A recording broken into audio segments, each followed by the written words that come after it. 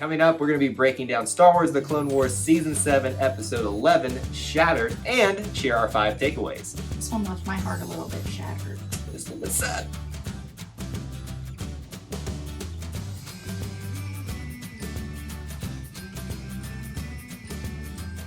Welcome back to Eye to Eye, Disney Through Our Eyes. I'm Kyle. And I'm Jessica. And it's time to break down another episode of The Clone Wars Season 7. We have only 2 left. One left after this one, because Shattered has literally shattered everything to pieces. Literally, that was a good title for it. It's literally like the music was very ominous in it. It just felt very sad. I mean, the red title and all this. I know they've been doing it for the last 2 episodes, but just everything's falling apart, man, and I can't take it. Even though I love Episode 3, I'm just saying. Like, Episode 3? Episode 3 of Star Wars overall, or Revenge of the Sith. The movie, yes. 3. Yes, Wow. Not Episode 3. You're just getting really confusing! There's these episodes and those episodes. That being said, we're going to be giving you our 5 takeaways from this episode, and we have just seen it, so there are going to be some things that we missed that we didn't fully connect, but we're going to give you our first impressions after it, some big things that we took away from this overall. And here's the thing, too. Jessica is not a pro at Star Wars.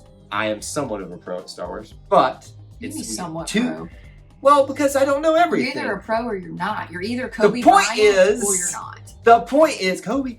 The point is, we are seeing it through 2 different sets of eyes, and I think that gives a good perspective on it. Okay. All right. Takeaway number 1. By the way, spoilers. Do not watch after this point if you haven't seen this. Takeaway number 5, Jessica. First you said takeaway number 1. Takeaway number 5. Break it down from 5 to 1. 5 to 1. Okay. The containment device that Darth Maul was in. You said that you've seen it before. So,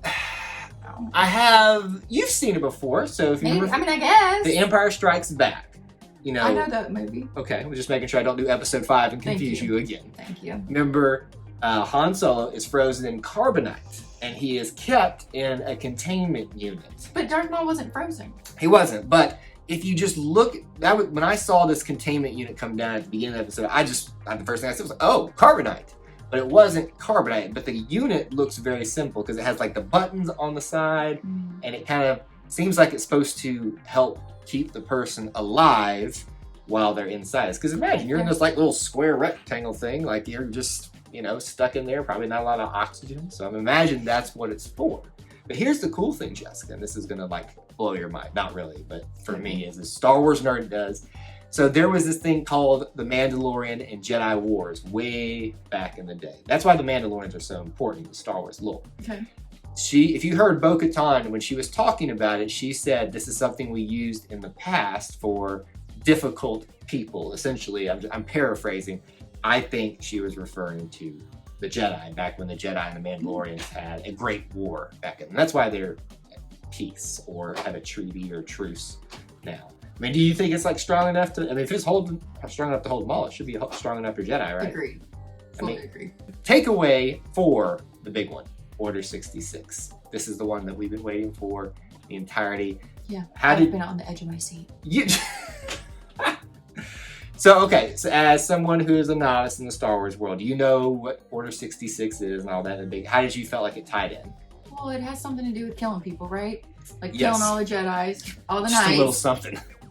So, I mean, we knew that was coming in episode 3 of the movies. Right.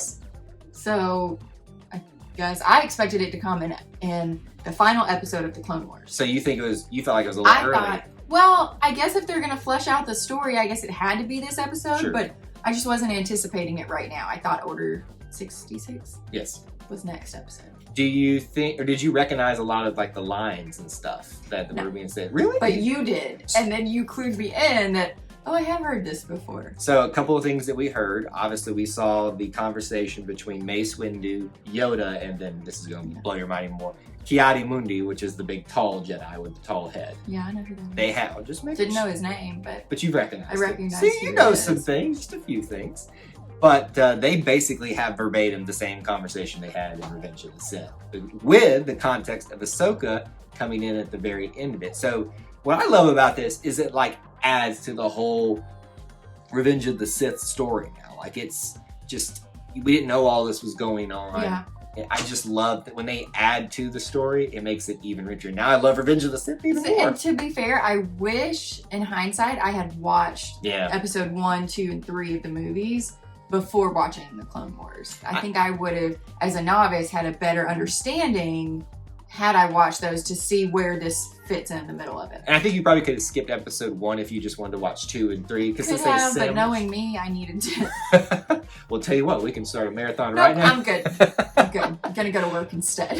Takeaway number 3, Jessica. So there was something, you're going to have to help me with this one. They needed to find 5s. Okay, so I don't know who that is. All right, yeah, so again, Jessica has not seen any of the other Clone Wars. 5 is another clone trooper who, in season 5, at the very end of it, his chip, as we learned Rex has, malfunctioned, and he actually started attacking the Jedi. So it was like it kind of started. So very similar to what's happened. So it was kind of like foreshadowing. It almost like did it too early, yeah, so to speak, because it malfunctioned. And so that's why he said, Rex, when he is turning during Order 66, which, people were asking the question, is he actually going to attack Ahsoka or not, or is he just going to be able to fight it? He actually does.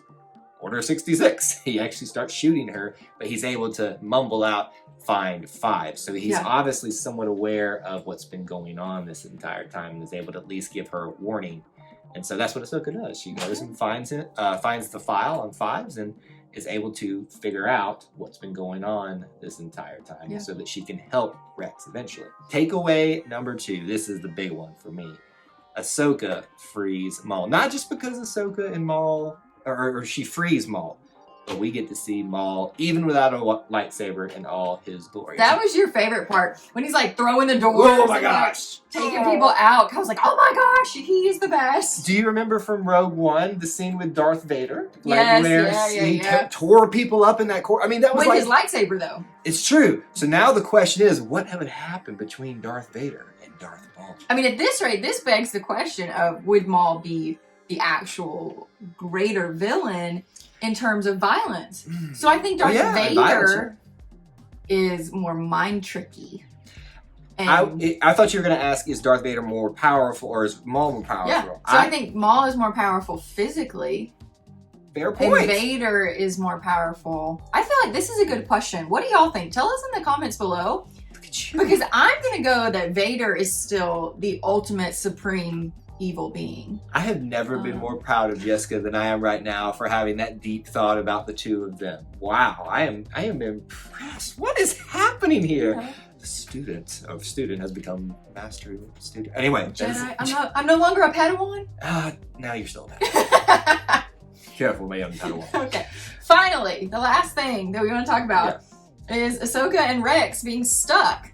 So she does free him, and we knew this was coming, obviously, because, well, you didn't know this. Again, a lot of tie-ins to all movies and shows, but But I should have known. Let's be honest. I should have remembered, and I didn't. Well, it's, you haven't seen Rebels. I haven't seen it, but I know enough about Rebels to know that Rex comes back with some of the other clone troopers and Ahsoka to assist the good guys. So, obviously, we knew he was coming back at some point. I didn't know if it was going to be in this episode of the Clone Wars Season 7.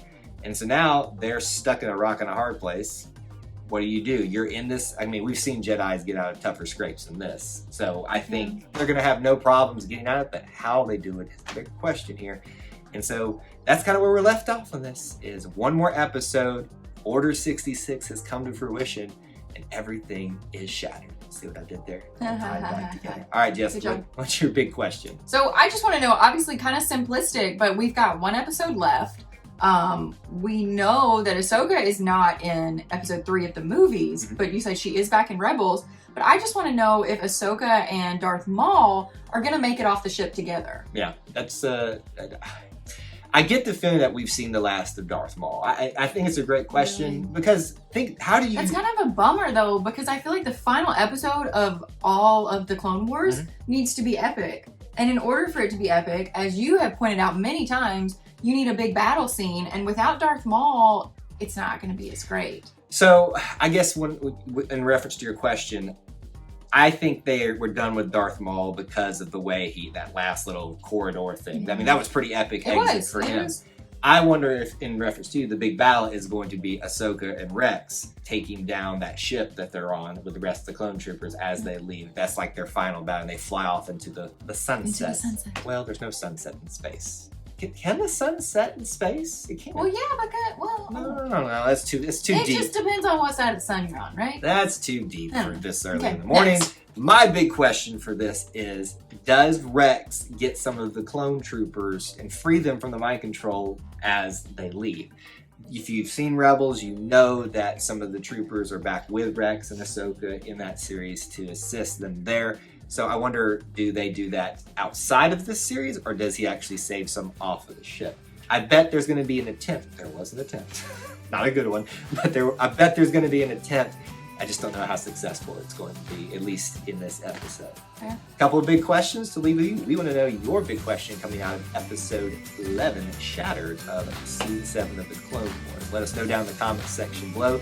Make sure you vote in our poll as well, and we're going to put a playlist up here for you to check out if you haven't seen any of our other reviews for the Clone Wars season 7. What else should they do? If you haven't already, please be sure to like this video, subscribe to our channel, and turn on the notification bell so you don't miss any of our content. That's all we have for you in this edition of Eye to Eye, but until we assemble again, May the Force be with you. and we'll see you real soon. Bye.